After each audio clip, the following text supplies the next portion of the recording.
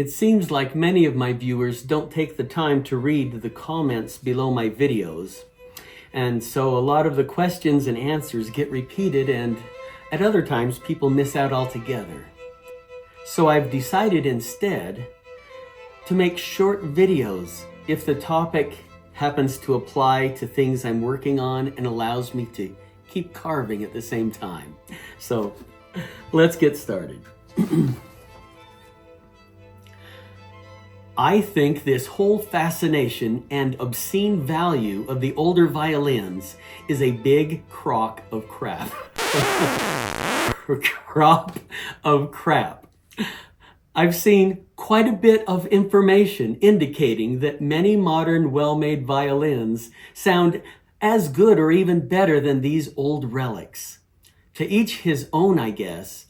I don't buy it.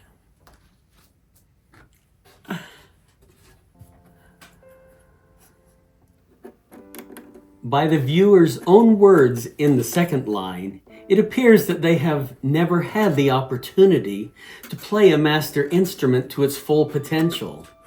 Or, if they're not a violinist, simply the opportunity to hold a truly fine example of the master's works in their hands for just a few minutes, let alone for an hour or a month.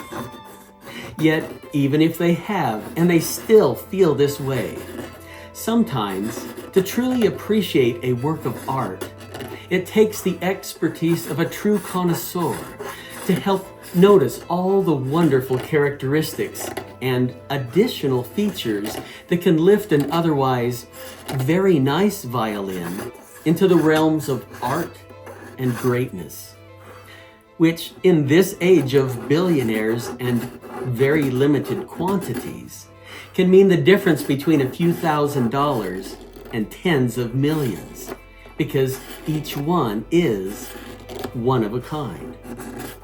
Never forget that the violins of Stradivarius and Guarnerius, which were made in the late 16 and early 1700s, hold their places in history and art just as much as the paintings of Da Vinci and Van Gogh. And look at what they cost. Yet, putting all that aside, moving on to the second line of the comment, the difference in value of a fine violin to a musician is usually based upon that little bit more, which is never mentioned in books, articles, or even interviews. It's that little bit more response and fullness of tone that makes each and every note a joy.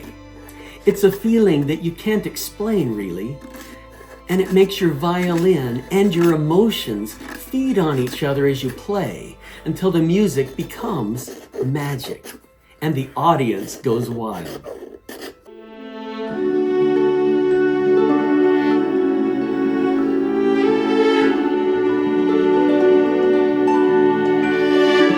And after the last note is played, the ability to admire all the wonderful subtle features of a master violin.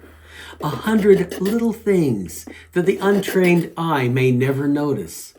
Yet, given time, the subconscious does realize these special features, like the convex columns of the Parthenon and the crowning of the ribs. And then, a trained connoisseur or not, you find yourself willing to pay an unbelievable price for it because you can't have these things any other way. As with most works of art, the crowning of the ribs is subtle, and it varies with each instrument.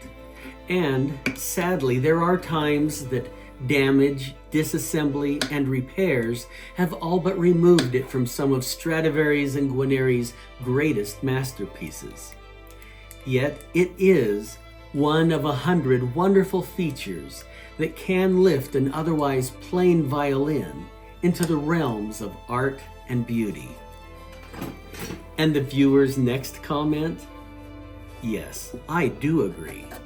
Unless a musician simply craves and must have an old master instrument, there really are violins being made today that have voices just as wonderful and could be considered true works of art.